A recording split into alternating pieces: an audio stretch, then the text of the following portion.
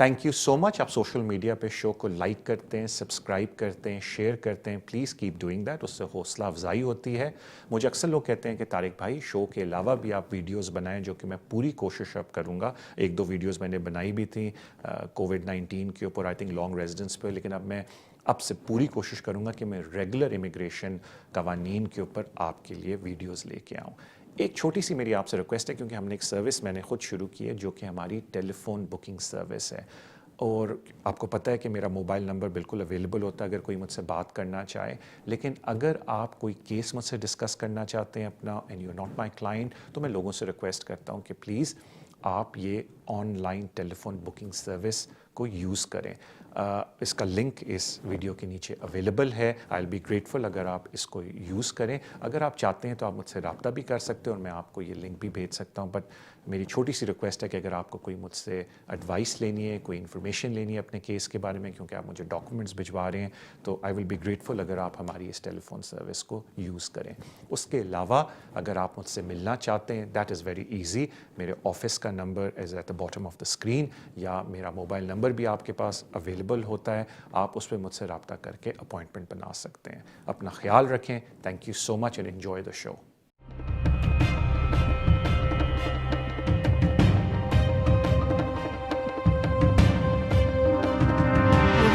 अस्सलाम वालेकुम, welcome to the show immigration with Tariq.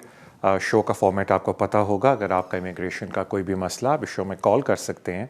मैं पूरी कोशिश करूँगा कि मैं आपको ऐसी इन्फॉर्मेशन दूँ जो आपके लिए फ़ायदेमंद साबित हो।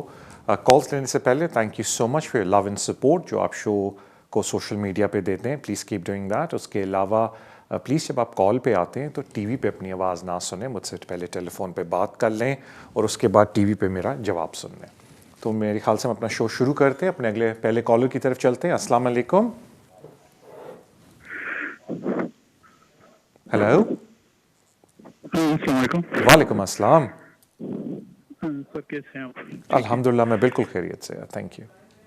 हाँ जस्ट अपना सवाल पूछ लें और टेलीफोन टीवी पे मेरा जवाब सुन मेरे लें पास प्लीज़। यहाँ की इंडेफिनिट स्टे है यूके में। तो सर मेरी फैमिली आ चुकी है पाकिस्तान से, 1 महीना हो गया। तो मेरा एक बेटा है 5.5 साल का है। तो पूछना ये था कि सर अगर मैं उसको ब्रिटिश पासपोर्ट लेना चाहूँ तो सर उसके लिए कितना वेट करना पड़ेगा? ये पहला सवाल सर। दूसरी है, मेरी वालदा है पाकिस्तान में, तो कुछ मजबूरी की वजह से जून से मैं पहले उसको नहीं ला सकता। तो अगर जून के बाद मैं अप्लाई कर लूँ तो जैसे अभी थोड़ा सा इजी है तो जून के बाद भी इजी होगा सर। दूसरा, और सर मेरे एक दोस्त यहाँ बैठे मेरे साथ, तो वो अपने उसके पास भी इटालियन पासपोर्ट है। तो वो अपने ब्रदर सिस्टर को अप्लाई करना चाहते, लेकिन वो कहते हैं कि जनवरी फरवरी में। तो सर जनवरी फरवरी में वो अप्लाई कर सकते हैं सर? शुक्रिया। Alright, thank you so much आपकी कॉल का। देखें, जहाँ तक बात बच्चों की आती है तो ज़ाहिर बात है कि क्वालिफाइंग पीरियड जब तक बच्चा पूरा नहीं करता बड़ा मुश्किल हो जाता है। बिकॉज होता ये बच्चों के लिए कि बच्चों की ब्रिटिश नेशनलिटी 2 तरीके से मेनली होती है, या वो एट बर्थ होते हैं या उनकी बाद में रजिस्ट्रेशन होती है। तो एट बर्थ तो स्ट्रेट फॉरवर्ड है, अगर आपके पास ब्रिटिश पासपोर्ट था, बच्चा पैदा होता है तो वो ब्रिटिश है, सब्जेक्ट टू कि आपको आपके वालदैन की वजह से पासपोर्ट नहीं मिला था। एंड देन ऑफ कोर्स अगर आप बच्चा इस मुल्क में पैदा हुआ बाद में आपके पास इनडेफिनेट आता है तो बच्चा उस वक्त भी ब्रिटिश सिटीजनशिप हासिल कर सकता है। उसके अलावा सर्टन कैटेगरीज़ होती हैं जिसके थ्रू बच्चा अप्लाई करता है, लेकिन मेनली वो इन्वॉल्व करती हैं कि जब पेरेंट में से कोई अप्लाई करता है अपनी नेशनैलिटी सब्जेक्ट टू के दूसरे पेरेंट के पास भी इनडेफिनेट एटलीस्ट है, तो वो डिस्क्रेशनरी बेसिस पे अपनी एप्लीकेशन के साथ अपने बच्चे को ऐड कर सकता है। अदरवाइज़ जो बच्चे इधर पैदा होते हैं, अगर वो एज ऑफ ईयर 10 तक पहुंच जाए, अपने 10 साल की उम्र तक पहुंच जाए, तो वो अप्लाई कर सकते हैं। तो कहने का मतलब है कि बड़ी स्पेसिफिक रिक्वायरमेंट्स होती हैं बच्चों की रजिस्ट्रेशन के लिए अगर वो एट बर्थ ब्रिटिश नहीं है। तो अगर आपके बच्चे कहीं बाहर पैदा हुए हैं, वो अभी आए हैं, तो पहले तो उनको अपना पीरियड पूरा करना पड़ेगा इधर। उसके बाद अगर आपकी फ़ैमिली में से अगर आपके पास ऑलरेडी इंडेफिनेट है, बाद में ब्रिटिश सिटीजनशिप आ जाती है और आपकी जब वाइफ इंडेफिनेट के बाद अपनी सिटीजनशिप अप्लाई करती हैं, तो मे बी वो उस वक्त आपके बच्चे को अपनी एप्लीकेशन में ऐड कर सकती हैं। बट ऑफ कोर्स और मेरे पास इतने सिनेरियोज़ हैं नहीं कि मैं आपसे डिस्कस करूँ, तो एक जनरल इन्फॉर्मेशन मैं आपको दे रहा हूँ।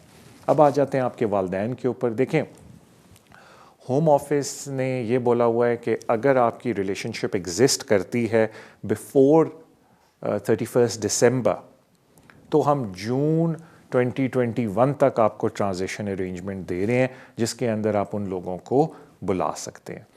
तो बिल्कुल अगर आपके वालदैन, क्योंकि ज़ाहिर बात है वालदैन आपकी रिलेशनशिप एग्जिस्ट करती है एट बर्थ, तो ज़ाहिर बात है कि अगर आप उनको 31 दिसंबर से पहले नहीं बुला सकते तो एज़ लॉन्ग एज़ आप जून 2021 से पहले उनके लिए अप्लाई कर रहे हैं तो आप बिल्कुल उनको अपने साथ ज्वाइन करने के लिए as a close family member apply कर सकते हैं। अब आ जाते हैं आपके दोस्त की तरफ जो ये बोलते हैं कि वो अपने भाई को यहाँ बुलाना चाहते हैं, और यकीन करें बहुत ज़्यादा मुझे लोग मिलते हैं जो कि रेगुलेशन 8 के ऊपर, और आजकल स्पेशली क्योंकि ख़त्म होने लगा है EU रेगुलेशंस, जिस तरह आपको पता है 31 दिसंबर के बाद हम बाहर आ जाएंगे और ट्रांजिशन अरेंजमेंट उनके लिए जो ऑलरेडी पहले आए हैं उनकी प्री एग्जिस्टिंग रिलेशनशिप्स के लिए, तो अक्सर लोग अपने भाई बहनों को बुला रहे हैं और कज़न्स को बुला रहे हैं, लेकिन एक बहुत बड़ी चीज़ वो सारे मिस कर रहे हैं, फाइनेंशियल डिपेंडेंसी। देखें, आपने पहले चूज़ करना है कि किस डेट को आप यूके में आए, और फिर आपने ये बताना है कि यूके आने से पहले भी आपके जो एक्सटेंडेड फैमिली मेम्बर है, मीनिंग इन दिस केस आपके दोस्त के भाई, वो उनके डिपेंडेंट थे। लोग आते हैं मेरे पास कहते हैं तारिक भाई देखें जी हम 4 साल से यूके में रह रहे हैं और ये लें जी 2 साल का हमारे पास एविडेंस है, हम अपने भाई को भिजवा रहे थे पैसे। आप रेगुलेशन 8 में पूरा नहीं उतरते, बिकॉज देखें पहले समझें रेगुलेशन 8 है क्या। रेगुलेशन 8 ये है कि जो EU मेंबर है जो इधर आ रहा है वो अपने साथ अपनी एक्सटेंडेड फैमिली मेम्बर को ला सकता है। अब एक्सटेंडेड फैमिली मेम्बर में वो उसको काउंट करते हैं जो ऑलरेडी EU के घर में रह रहा हो या उसका फाइनेंशियल डिपेंडेंट हो। ये नहीं कि EU यूके में आ गया है और यहाँ उसने एक्सटेंडेड फैमिली मेम्बर की डिपेंडेंसी क्रिएट की है, वो फिर रेगुलेशन 8 में प्रॉब्लम क्रिएट करती है। तो कहने का मेरा मतलब ये है कि अगर वो अपने भाई को बुलाना चाहते हैं तो पहले जो 2 सवाल उनसे पूछे जाएंगे वो ये पूछा जाएगा कि जी आप यूके कब आए हैं और आपका क्या भाई आपका डिपेंडेंट था before you coming to UK, और उसके बाद वो सिलसिला शुरू रहे डिपेंडेंसी का, ब्रेक ना हो। तो वो उनको उन सवालों के जवाब देने एंड देन ऑफ कोर्स वो अपने भाई को बुला सकते हैं। अदरवाइज़ बड़ा मुश्किल हो जाएगा अगर उनके पास जितना भी एविडेंस है डिपेंडेंसी का वो उस पीरियड का है जब वो यूके में ऑलरेडी हैं, बिकॉज वो कहेंगे कि ये रेगुलेशन 8 की रिक्वायरमेंट पूरी तरह से मीट नहीं कर पा रहे आप। थैंक यू सो मच आपकी कॉल की। अगले कॉलर की तरफ चलते हैं। अस्सलाम वालेकुम। अस्सलाम वालेकुम। वालेकुम अस्सलाम। जी मेरे आपसे 2 सवाल हैं। पूछें भाई। पहला मेरा क्वेश्चन ये है कि ना मैंने अभी नेक्स्ट ईयर अप्लाई करना था 10 ईयर लॉन्ग रेजिडेंसी जी। अभी मैं स्पाउस वीज़ा पे हूँ, और मेरा एक क्वेश्चन आपसे ये है कि मैंने ना जब 10 ईयर रूट पे था, फिर मैं उसको जब 5 ईयर पे कन्वर्ट किया तो मेरे पास वो जब 18,600 नहीं थे, ठीक है, उन्होंने रिफ्यूज़ कर दिया और 14 डेज के नहीं मुझे अपील का राइट दिया। फिर मैंने अपील की, फिर मैंने अपील की जब दी तो अपील मेरी जुलाई में आई। जुलाई से पहले मैंने, क्योंकि मेरा अप्रैल हो गया, सेल्फ एम्प्लॉयड था, तो अपील जुलाई से पहले स्टार्ट ऑफ जुलाई मैंने अपील पहले फ्रेश एप्लीकेशन डाली और फिर मैंने एंड पे भी अपील विड्रॉ कर ली। फिर तो मुझे नेक्स्ट मंथ उन्होंने ना 5 ईयर रूट पे वीज़ा दे दिया। मैंने पूछना ये है कि ये मेरा 3C काउंट होता है? ठीक से ब्रेक तो नहीं हुआ? क्योंकि मैंने पहले एप्लीकेशन फ्रेश में डाली, फिर उसके बाद एंड ऑफ जुलाई मैंने वो विड्रॉ की अपील, तो ये मेरा कोई सीक्वेंस टूटता तो नहीं है? और दूसरा क्वेश्चन मेरा ये आपसे कि जो मैं केयर हूँ, सेल्फ एम्प्लॉयड केयर, जी किसी ने बोला जो केयर है वो IHS की एग्जाम्प्ट होती है, ये सही है या गलत है?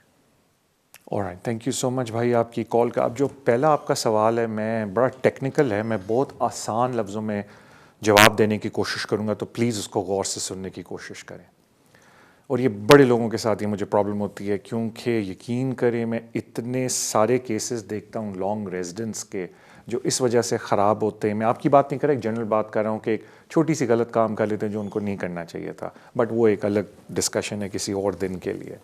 तो जिसमें से सबसे बड़ी चीज़ आती है जो वेरिएशन एप्लीकेशन डालते हैं जब एक एप्लीकेशन पेंडिंग और जब 10 साल पूरे हों। एनीवे वो एक किसी और दिन की स्टोरी है। सर अब आपकी बात करते हैं।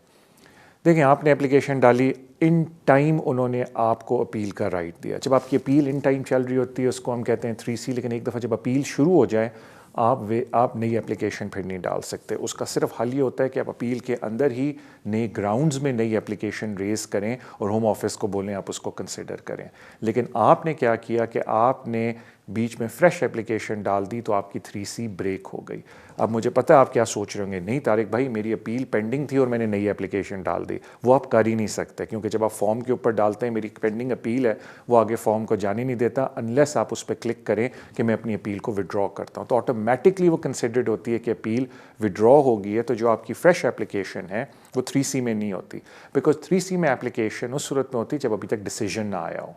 एक दफ़ा जब डिसीजन आ जाए और आप कोर्ट की अपीलों के अंदर चले जाएं, फिर अगर आपके ग्राउंड्स चेंज होते हैं या जैसा होता है, लोग सबसे बड़ी जो गलती लोग करते हैं, एग्जांपल देता हूँ कि जी ह्यूमन राइट की एप्लीकेशन डाली, चल रही है, यहाँ डिसीजन आ गया, अपील पे चले गए, लेकिन डिसीजन और अपील के बीच में 10 साल पूरे हो जाते हैं, वो कोशिश करते हैं नई एप्लीकेशन डालने की। नो, आप उस 10 साल को अपील के अंदर रेस कर सकते हैं। तो इसी तरीके से आपको कि जी अब मैं फाइनेंशियल रिक्वायरमेंट को मीट करता हूँ, अपील के अंदर रेस करना चाहिए था, लेकिन क्योंकि आपने फ्रेश एप्लीकेशन डाली तो आपका 3C ब्रेक हो गया। अब टेक्निकली अगर देखा जाए तो वो 1 दिन का ब्रेक है, अगर बड़े स्ट्रिक्टली लॉ को इंटरप्रेट किया जाए।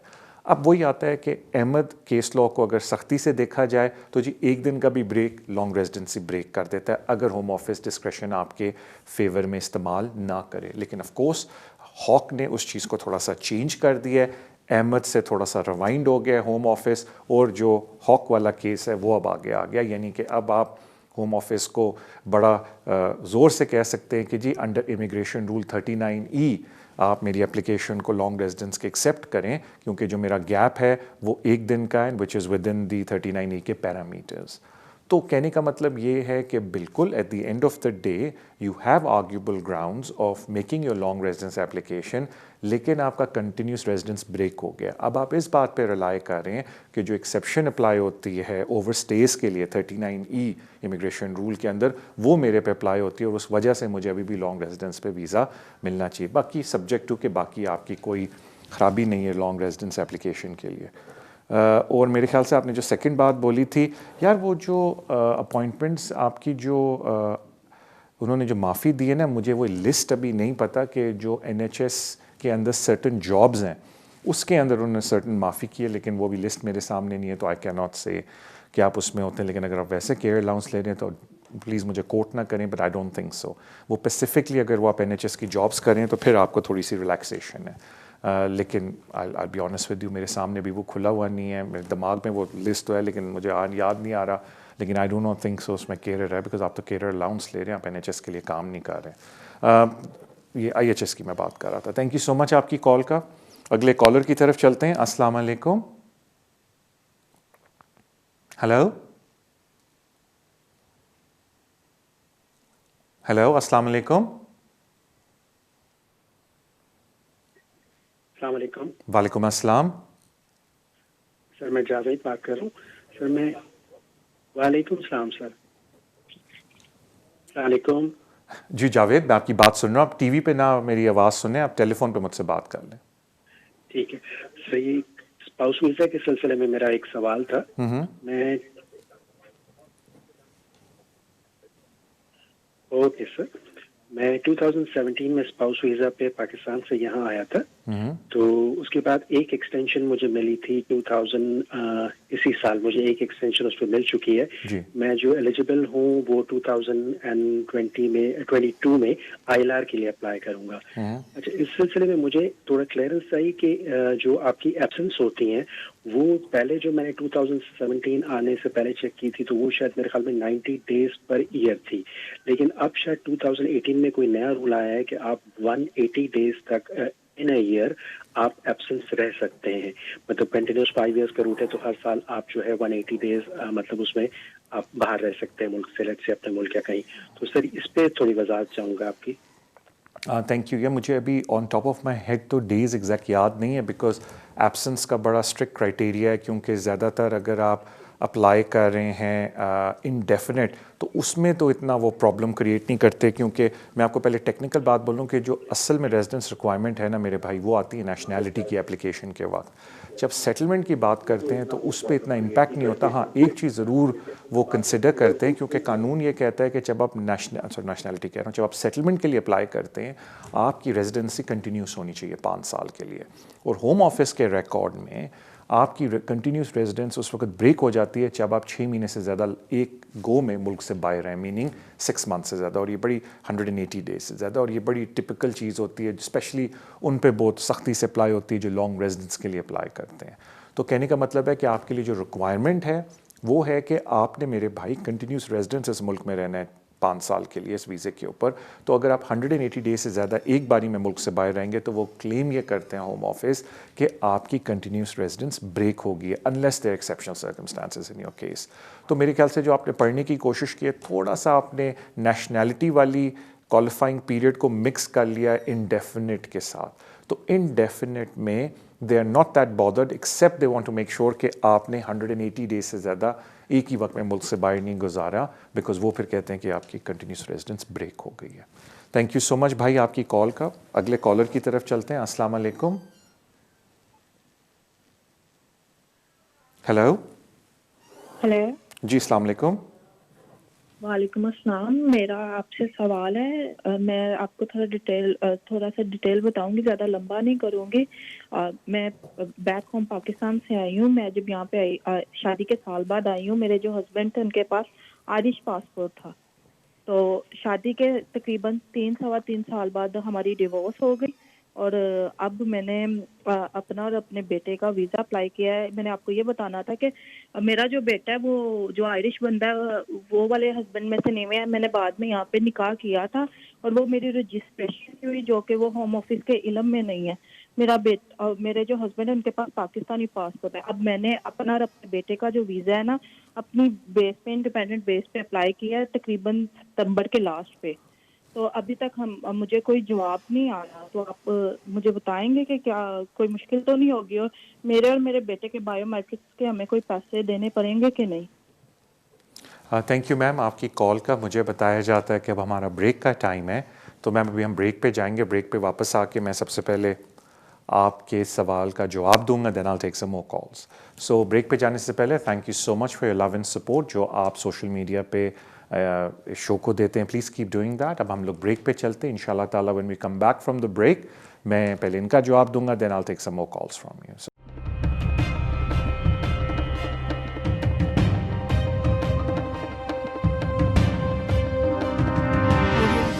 वेस्ट लंदन सोलिसिटर्स, अगर आपका कोई भी कानूनी मसला हो आप हमें कांटेक्ट कर सकते हैं। हम स्पेशलाइज करते हैं in the areas of immigration, asylum and nationality issues, business rate disputes, housing benefit and tax credit issues. हमारी टीम रेजिडेंशियल कन्वेंसिंग भी करती है और हम सिविल लिटिगेशन डिस्प्यूट्स को भी हैंडल करते हैं। अगर आपका कोई भी कानूनी मसला है तो आप हमसे आज ही राब्ता कीजिए on 0208 571 1001। Our website is westlondonsolicitors.com. West London Solicitors, working with you.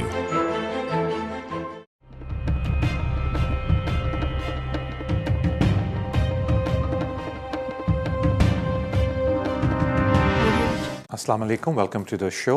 Break पे जाने से पहले कॉल आई थी, उन्होंने कहा कि जी मैं आयरिश रेजिडेंट के साथ मेरी शादी हुई थी और उसके बाद मैंने एप्लीकेशन डाली अपने बच्चे की बेस पे और अपनी बेस पे, एंड आई एम नॉट जो बायोलॉजिकल फादर वो आयरिश नेशनल नहीं है, मेरा एक निकाह हुआ था उसके बाद, एंड वो बायोमेट्रिक का पूछ रही थी। देखिए अगर आपने EU रेगुलेशन के अंदर एप्लीकेशन डाली है तो फिर आपकी ना होपफुली एप्लीकेशन फ़ी होनी चाहिए और बायोमेट्रिक भी आपके फ्री होंगे। हाँ, वो मोस्ट लाइकली आपसे अगर आपको अपॉइंटमेंट पे बुलाते हैं, टेलीफोन पे आपके बायोमेट्रिक ईमेल पे आपके बायोमेट्रिक नहीं लेते, मीनिंग फेशियल, वो एक आपसे सेल्फ़ी मांगते हैं। अगर वो नहीं मांगते और आपको सोपरा के ऑफिस में जाना पड़ता है तो वो ज़रूर आपसे अपॉइंटमेंट के पैसे लेंगे रिगार्डलेस ऑफ आपकी एप्लीकेशन कौन सी है।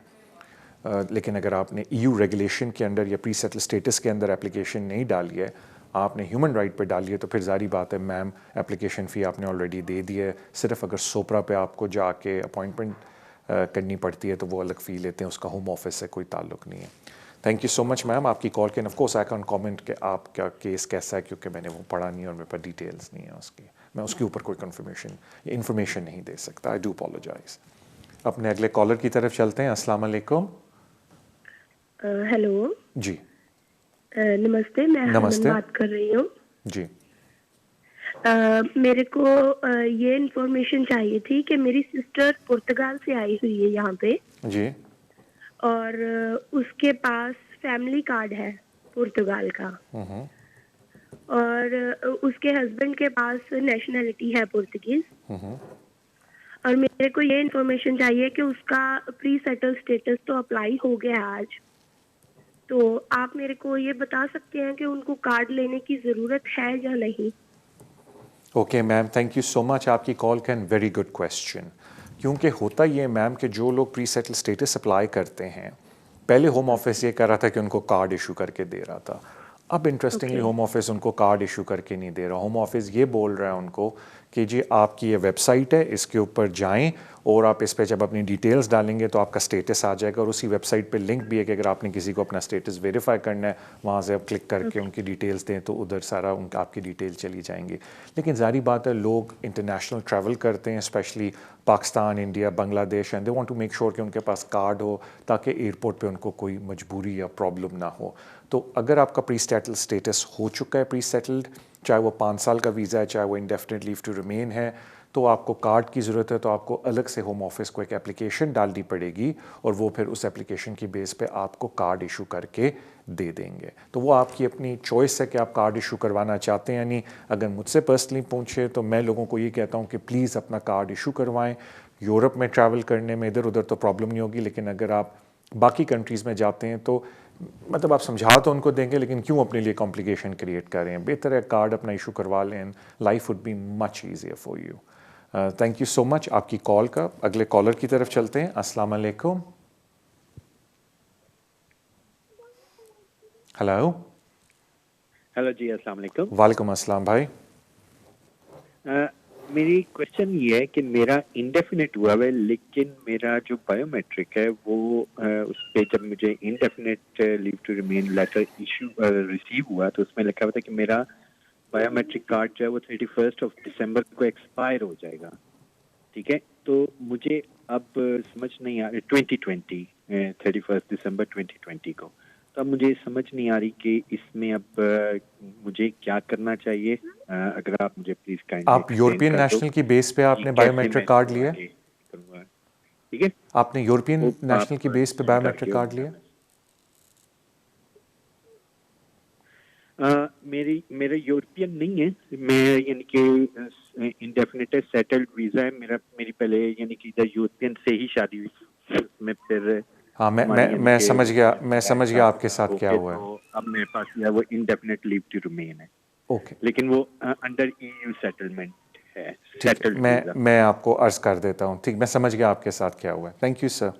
लेकिन उन्होंने जो बायोमेट्रिक कार्ड है उस लेटर में लिखा हुआ है कि वो 31 दिसंबर 2020 को एक्सपायर हो जाएगा। जी, मैं अर्ज कर देता हूँ भाई, अगर आप वेट कर लें तो। थैंक यू सो मच आपकी कॉल का।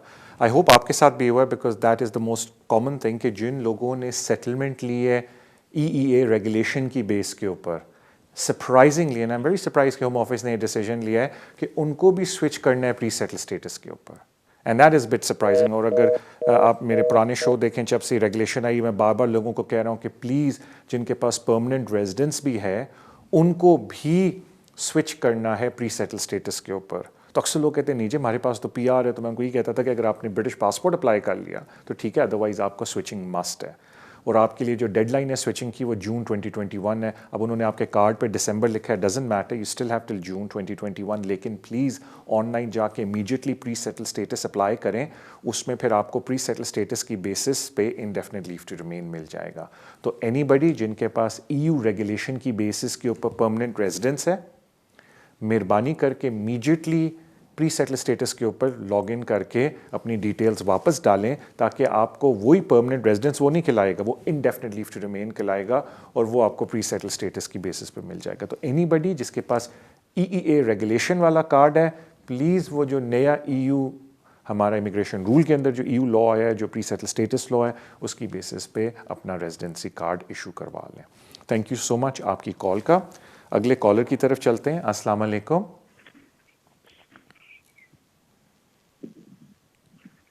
हेलो जी, अस्सलाम वालेकुम भाई। वालेकुम सलाम तारिक भाई, एक बात ये पूछनी थी कि मेरी फियांसी है, अब उसके पास जो है 5 इयर्स का वीजा है, उस पर लिखा हुआ है यूरोपियन फैमिली मेंबर जी। तो उसकी जो सारी फैमिली है उन सबके पास है यूरोप के पासपोर्ट हैं। तो मैं और इससे हूँ, मुझे टाइम हो गया 6 साल से 7 साल। तो मतलब उसकी वो फैमिली में कोई हेल्प कर सकती है ताकि मेरा भी वीजा लग जाए। Okay, thank you so much भाई आपकी कॉल का। देखें, ये मैं ज़रा थोड़ा सा एक्सप्लेन करने की कोशिश करूँगा ताकि आपको थोड़ी समझ आ जाए। अब आप ओवरस्टे हैं, आप साइड पे हो जाएं। जब आपकी जो फियांसे हैं वो खुद EU नेशनल नहीं है, वो खुद अपने मोस्ट लाइकली, मैं एजम्पशन ले रहा हूँ, बट मोस्ट लाइकली वो अपने फादर के वीज़े पे हैं। इन अदर वर्ड्स, क्योंकि यूरोपियन लॉ के अंदर 18 साल एज नहीं होती, बच्चों की 21 ईयर्स होती है। तो इट इज़ वेरी कॉमन कि जो 19, 20, 21 साल के बच्चे हैं वो अपने पेरेंट्स के वीज़े पे इस मुल्क में आते हैं, और इवन अगर उनसे ज़्यादा एज के भी हों but they still living with their parents अपने होम टाउन में, मीनिंग अगर पुर्तगाल में है उधर अपने फादर के साथ घर में रहते हैं, इवन 24 ईयर्स के भी हैं, 25 के भी, तो उनको भी extended family member application visa मिलता है। In other words, they are dependent on their sponsor, in this case अपने पेरेंट में से एक के ऊपर जो EU नेशनल है। अब आ जाते हैं आगे, अगर वो शादी करते हैं। प्रॉब्लम ये है कि इस मुल्क में जब आप शादी करते हैं, आप या अपेंडिक्स FM के अंडर आते हैं या EU रेगुलेशन के अंदर आते हैं। EU रेगुलेशन के अंदर वो लोग आते हैं जो खुद EU नेशनल हैं। अगर आप फैमिली मेम्बर हैं EU नेशनल के, तो आप आगे स्पॉन्सर अपने स्पाउस को नहीं कर सकते, you have to be EU national yourself. या अगर आप अपेंडिक्स FM में आते हैं, अपेंडिक्स FM में लोग होते हैं जिनके पास ह्यूमैनिटेरियन प्रोटेक्शन है, असाइलम है, इंडेफिनिट लीव टू रिमेन है, या उनके पास ब्रिटिश पासपोर्ट है, या ह्यूमैनिटेरियन प्रोटेक्शन वाला, आई थिंक मैंने वीज़ा बोल दिया, जो उनके पास है, तो वो फिर आते हैं। तो जो आजकल अक्सर फैमिलीज़ आ रही हैं, बिकॉज अब बहुत ज़्यादा माइग्रेशन हुई हुई है यूरोप से इनटू इंग्लैंड, और बहुत सारी फैमिलीज़ आ रही हैं अपने यंग बच्चों को लेके जो आगे शादियां कर रहे हैं, और फिर प्रॉब्लम उनको एकदम रियलाइज़ होती है कि हम अपने दामाद या अपने इन लॉ को, सॉरी अपनी बेटी या बेटे के आगे स्पाउस को स्पॉन्सर नहीं कर सकते, बिकॉज ज़ाहिर बात है कि फिर आप एक्सटेंडेड फैमिली मेम्बर कैटेगरी में आते हैं, तो उनके फादर के लिए फिर ये प्रूव करना है कि UK आने से पहले भी वो आपको स्पॉन्सर कर रहे थे, तो वो एक टेक्निकल एक समझें इशू बन जाता है। So that is where you are stuck. Again मेरे पास ज़्यादा इन्फॉर्मेशन तो नहीं है, लेकिन मैं एक जनरल सिनेरियो बताया आपको जो फेस कर रही हैं बहुत सारी फैमिलीज़ जो EU लॉ के अंडर यहाँ आके शादियाँ कर रही हैं अपने बच्चों की, जो खुद EU सिटीजन्स नहीं हैं। थैंक यू सो मच आपकी कॉल का। और अगेन जिस तरह मैं आपसे रिक्वेस्ट करता हूँ, मैं तो इन्फॉर्मेशन दे रहा हूँ, प्लीज़ किसी कॉम्पिटेंट बंदे से अपने केस को डिस्कस कर लीजिए। अगले कॉलर की तरफ चलते हैं। अस्सलाम वालेकुम। अस्सलाम वालेकुम डॉक्टर साहब। वालेकुम अस्सलाम भाई।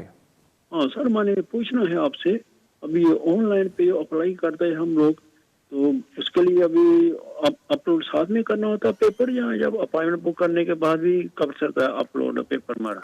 Alright, thank you so much आपकी कॉल का। देखें एक सर दूसरा है ये कि अभी सपरा वाला बहुत पैसा ले रहा है उधर, तो बोला है थोड़ा है 69, 70, लेकिन 100, 100, 200 तक ले रहा है सर, बहुत ओके है सर ये।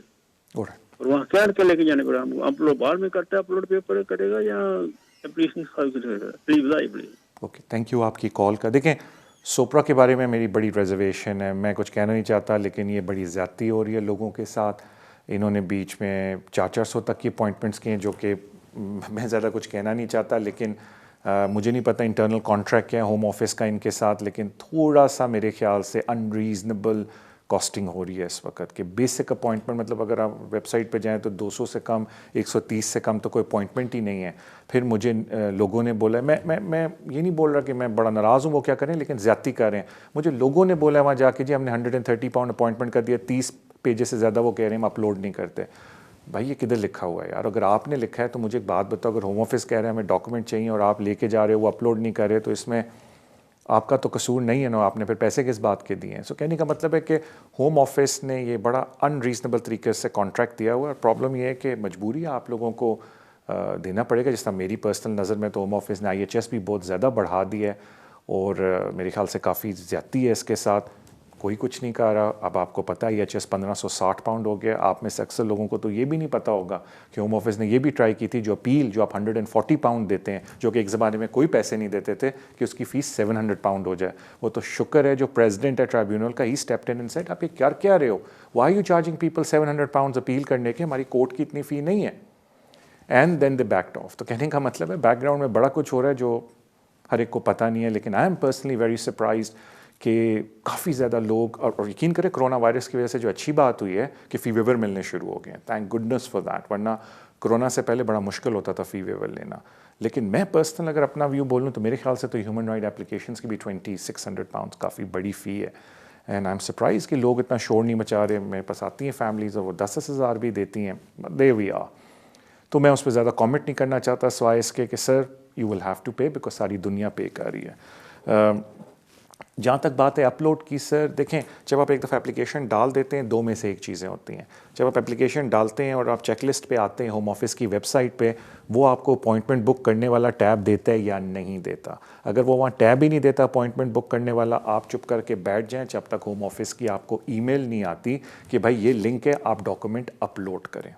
लेकिन अगर वहाँ टैब आ जाता है, आप टैब को प्रेस करते हैं तो आप सोप्रा की वेबसाइट पे चले जाते हैं जहाँ आप अपनी अपॉइंटमेंट बुक कर सकते हैं।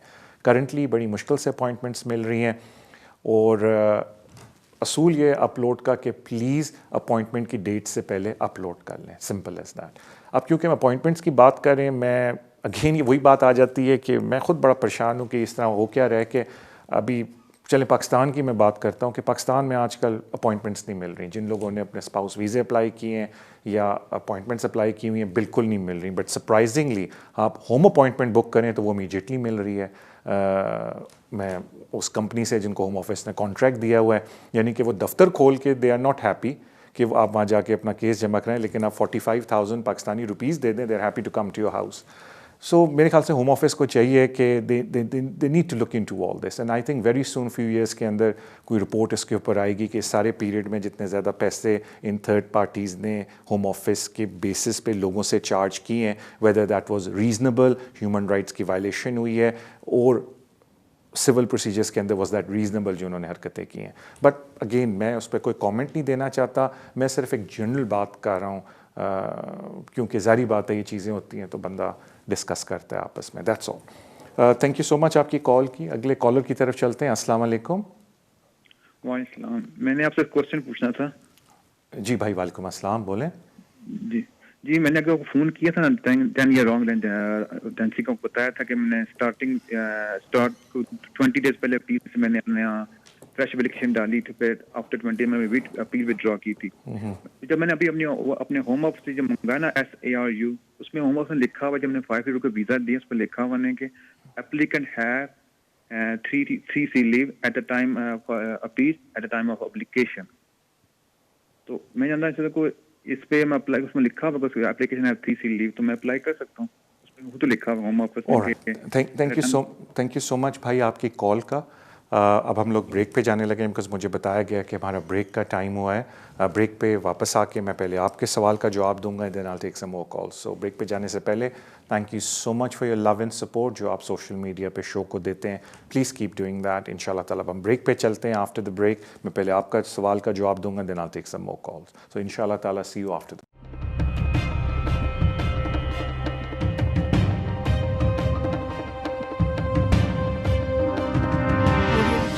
वेस्ट लंदन सोलिसिटर्स, अगर आपका कोई भी कानूनी मसला हो आप हमें कांटेक्ट कर सकते हैं। हम स्पेशलाइज करते हैं in the areas of immigration, asylum and nationality issues, business rate disputes, housing benefit and tax credit issues. हमारी टीम रेजिडेंशियल कन्वेंसिंग भी करती है और हम सिविल लिटिगेशन डिस्प्यूट्स को भी हैंडल करते हैं। अगर आपका कोई भी कानूनी मसला है तो आप हमसे आज ही राब्ता कीजिए on 0208 571 1001। Our website is westlondonsolicitors.com. West London Solicitors, working with you.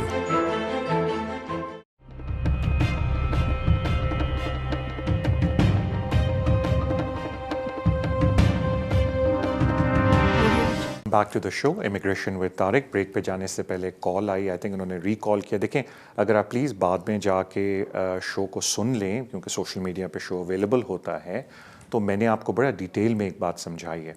अब जहाँ तक बात आती है सब्जेक्ट एक्सेस रिपोर्ट की, हम उसको यूज़ करते हैं होम ऑफिस से फर्दर इंफॉर्मेशन लेने के लिए, लेकिन अगर कोई फैक्चुअल मिस्टेक होम ऑफिस उसके अंदर कर दे तो वो हमारा फ़र्ज़ बनता है कि जब हम कोर्ट में जाएं तो हम उसको करेक्ट करें। तो सिंपल सी बात है, क्योंकि देखें जो 3C होती है, मैं रिपीट कर देता हूँ, उसके अंदर आप बिल्कुल फ्रेश एप्लीकेशन टेक्निकली वेरी करके डाल सकते हैं, लेकिन ओनली अगर होम ऑफिस ने अभी तक आपको डिसीजन नहीं दिया है।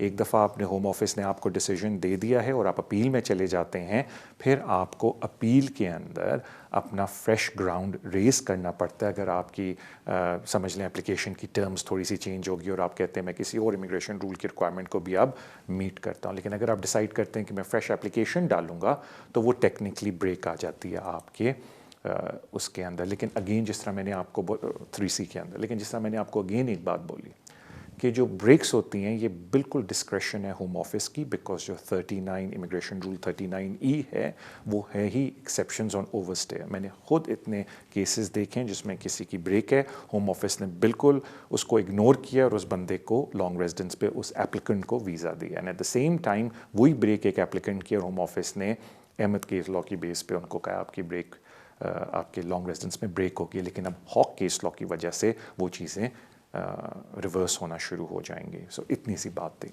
थैंक यू सो मच आपकी कॉल का। अगले कॉलर की तरफ चलते हैं। अस्सलाम वालेकुम। Hello, good evening sir. Good evening to you. हाँ जी सर मेरा सवाल है जी, मैं स्पाउस वीजे पे हूँ और मैंने अक्टूबर में अपनी सेकंड एक्सटेंशन अप्लाई की थी अक्टूबर के फर्स्ट वीक में जी। अभी मैंने फिंगरप्रिंट बुक की है जनवरी की 20 को। तो मेरा सवाल यही है कि फिंगरप्रिंट के बाद कितना टाइम लगेगा सर डिसीजन आने को? व्हेन यू से जनवरी 20 आपका मतलब है 2020 के अंदर, बिगिनिंग ऑफ द ईयर 2021 में जी फिंगरप्रिंट की डेट मिली है जी। अच्छा, अभी फिंगरप्रिंट की डेट मिली, ओके 2021 के अंदर। थैंक यू सो मच आपकी कॉल का।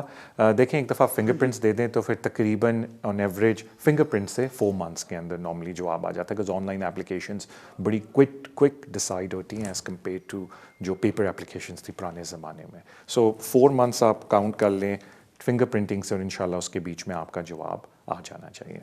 अपने अगले कॉलर की तरफ चलते हैं। अस्सलाम वालेकुम। हेलो हेलो, अस्सलाम वालेकुम तारक भाई। वालेकुम अस्सलाम। तारक भाई ऐसे है कि मैं ना तकरीबन 28 साल पहले इस कंट्री में आया था और मैं इलीगल आया था जी। फिर कुछ अर्से बाद मैंने यहाँ ब्रिटिश सिटीजन से शादी कर ली जी, और फिर उसमें से मेरे 5 बच्चे हुए और फिर मैंने अपने वीजे के लिए एप्लीकेशन भेजी तो उन्होंने 3 साल के बाद मुझे ना 3 साल का वीजा दिया और उन्होंने बोला 2 एक्सटेंशन होंगी तो आपको इंडेफिनेट मिलेगी। मैंने जब दूसरी एक्सटेंशन के लिए भेजा तो इंडेफिनेट के लिए भेजा तो दूसरी एक्सटेंशन हो चुकी थी, तीसरी के लिए जब मैंने भेजा इंडेफिनेट के लिए तो वो जब इंडेफिनेट मैंने भेजी थी तो मुझे ना प्रिजन होगी 18 मंथ की।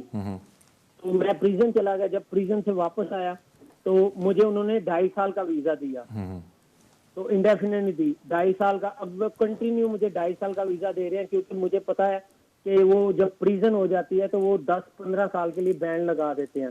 तो चलो वो टाइम मैंने पास कर लिया। अब 2 साल पहले मुझे ना सस्पेंडिंग सेंटेंस हो गई है 18 मंथ की जी। तो मुझे फिर 2.5 साल का वीजा मिला था तो अब मैंने फिर वीजा भेजा हुआ है तो मैं इंडेफिनेट कब अप्लाई कर सकता हूँ और मैं कब नेशनलिटी अप्लाई कर सकता हूँ? मैं बड़ा परेशान हूँ क्योंकि मेरे बच्चे ब्रिटिश हैं, मेरे 5 बच्चे हैं, वो सब के सब ब्रिटिश हैं और कुछ ओवर 18 हैं और कुछ अंडर 18 हैं। Alright, thank you so much आपकी कॉल का। देखें जब आप इंडेफिनेट अप्लाई करते हैं, नेशनलिटी तो बात की बात है, पहले इंडेफिनेट की बात करते हैं। जब आप इंडेफिनेट अप्लाई करते हैं तो वो आप अपनी बेसिस पे करते हैं। हाँ, ये मैटर करता है कि आपके कौन से फैमिली मेम्बर इधर हैं, लेकिन वो ज़्यादा इम्पैक्ट करते हैं ह्यूमन राइट एप्लीकेशन के अंदर। और ह्यूमन राइट के ऊपर आपको पता है अगर आपको वीज़ा मिले तो 2.5 साल का मिलता है, लेकिन अगर आप जब लॉन्ग रेजिडेंस के ऊपर जाके अप्लाई करते हैं तो फिर वो ये बोलते हैं कि आपको कंटिन्यूस इस मुल्क में 10 साल तक रहना है और अगर आप प्रेजेंट जाते हैं तो वो पीरियड को एक्सक्लूड कर देते हैं। अब जारी बात है कि जब आप सेटलमेंट अप्लाई करेंगे लॉन्ग रेजिडेंस की बेस पे या आपको जब 10 साल या 2.5 साल के वीज़ों पे हो जाएंगे तो then they also want to make sure, because 10 year application जब लोग डालते हैं सेटलमेंट की तो उसमें कैरेक्टर रेफरेंस भी बड़ा इंपॉर्टेंट है। तो आई होप जो अभी आपकी सस्पेंडेड सेंटेंस हुई उसकी वजह से वो आपके कैरेक्टर के ऊपर किसी वजह से रिफ्यूज़ ना करें, बिकॉज अगर वो करते हैं तो ऑब्वियसली दोबारा आपके पास राइट ऑफ अपील होगा और आप दोबारा जाके कोर्ट में फ़ाइट कर सकते हैं। बिकॉज क्यों कैरेक्टर बड़ा इंपॉर्टेंट है, क्योंकि जो 2.5 साल की एक्सटेंशंस देते हैं इस पे कैरेक्टर इतना इम्पैक्ट नहीं करता अनलेस खुदा ना खास्ता आपको सेंटेंस हो जाए 12 महीने की एटलीस्ट, तभी इतना इम्पैक्ट नहीं करता 2.5 साल वाले वीज़ों पे अदरवाइज़। लेकिन जब आप सेटलमेंट अप्लाई करते हैं तो आपका हर कैरेक्टर, आपका कैसे यहाँ पुलिस के साथ आपकी इंटरेक्शन रह चुकी है, आपके कौन कौन से बैड बिहेवियर्स एक्सपोज होते हैं, वो सारा मैटर करता है आपकी सेटलमेंट एप्लीकेशन के वक्त। तो वो यही बात आती है कि सेटलमेंट आप अप्लाई करेंगे, अगर उन्होंने ओवर ज़्यादा इशू रेज़ नहीं किया तो आपको सेटलमेंट मिल जाएगी। फिर आ जाते हैं नेशनैलिटी पे। जितना वो सेटलमेंट पे आपके कैरेक्टर को देखते हैं, उससे ज़्यादा सख्ती से वो नेशनैलिटी के वक्त आपके कैरेक्टर को देते हैं। अब तो पहले तो बात आती है नेशनैलिटी अप्लाई कब कर सकते हैं। तो अगर आप किसी ब्रिटिश सिटीज़न से शादीशुदा हैं तो जैसे ही आपका इंडेफिनेट होता है 10 ईयर्स के पीरियड के बाद आप इमीडिएटली नेशनलाइजेशन अप्लाई कर सकते हैं। लेकिन उस वक्त फिर वो बैक डेटेड देखेंगे पिछले 10 साल में आपका क्या क्या हिस्ट्री रही है। लेकिन जितना अर्सा आप कह रहे हैं आप इधर हैं, आई थिंक जो आपकी प्रेजेंट सेंटेंस थी वो 10 साल से पहले की भी थी। लेकिन वही बात एंड में आ जाती है कि ये चीज़ें आप बाद में फ़िक्र करें, पहले आप सेटलमेंट की बात करें, किसी कॉम्पिटेंट पर्सन के पास जाके पूरा केस अपना डिस्कस करके उनसे मशवरा करें और फिर अप्लाई करें। देखें वर्स्ट केस सिनेरियो है कि अगर वो आपकी सेटलमेंट एप्लीकेशन को रिफ्यूज़ कर देते हैं तो एटलीस्ट वो आपकी 2.5 साल की एप्लीकेशन को कंसिडर करेंगे। उस वक्त फिर ये बहुत बड़ी रेलिवेंट हो जाएगी कि आपकी पूरी फैमिली इधर है, आप इतने सालों से इधर रह रहे हैं, वो चीज़ें रेलिवेंट हो जाएंगी। हाँ, लेकिन अगर खुदा ना खास्ता आपको प्रिजन हो गई दोबारा और वो 12 महीने की सेंटेंस है, जो कि अल्लाह ना करे आपको, then it will become a big problem. So thank you so much आपकी कॉल का। अगले कॉलर की तरफ चलते हैं। अस्सलाम वालेकुम। हेलो, अस्सलाम वालेकुम जी। वालेकुम अस्सलाम। मेरे 2 क्वेश्चन हैं ईयू के हवाले से जी। अगर ईयू मेंबर जो यूके में रह रहे हैं और उनके जो पार्टनर हैं उनके पास यहाँ का रेजिडेंस कार्ड है यूके का, क्या उनको भी सेटलमेंट स्टेटस अप्लाई करना पड़ेगा? और दूसरा क्वेश्चन ये है कि ईयू मेंबर जो हैं जो यूके में रह रहे हैं और उनके पार्टनर के पास ईयू के ही रेजिडेंस कार्ड हैं, उनको भी सेटलमेंट स्टेटस अप्लाई करना पड़ेगा यूके में रहने के लिए? ये तो आपने वही वाला सवाल दोबारा पूछ लिया, लेकिन हाँ पूछें। नहीं, नहीं, क्वेश्चन ये है कि ईयू मेंबरशिप जिनकी पार्टनर के पास यूके के रेजिडेंस कार्ड है और ईयू मेंबर्स जिनके पास उन्हीं कंट्रीज के रेजिडेंस कार्ड हैं। ओके, बात वही आ जाती है, लेकिन मैं अर्ज़ कर देता हूँ सर। पहले तो सर अगर आप मेरा शो देख रहे हैं तो मैं हमेशा, जिस दिन इन्होंने प्री सेटल स्टेटस निकाला भी है, तो मैंने लोगों को कहा कि ये बहुत, और मैंने होम ऑफिस को तो नहीं कह सकता, लेकिन बहुत ही कंफ्यूजिंग इन्होंने नाम दिया इस चीज़ को। काश ये प्री सेटल स्टेटस नाम ना देते, बिकॉज लोग बहुत सख्त परेशान हो जाते हैं। सो मैं सिंपल बनाने के लिए ये बोलता हूँ कि सर जी पहले होती थी EEA रेगुलेशंस, जो आपको पता है अभी ज़्यादातर लोगों को 2016 रेगुलेशंस के ऊपर वीज़े मिले हुए हैं, और फिर उन्होंने EU को इमिग्रेशन रूल के अंदर ला के EU अपेंडिक्स भी निकाल लिया, जो प्री सेटल स्टेटस बोलते हैं। हर यूरोपियन नेशनल को प्री सेटल स्टेटस के ऊपर आना है, सिंपल एज दैट।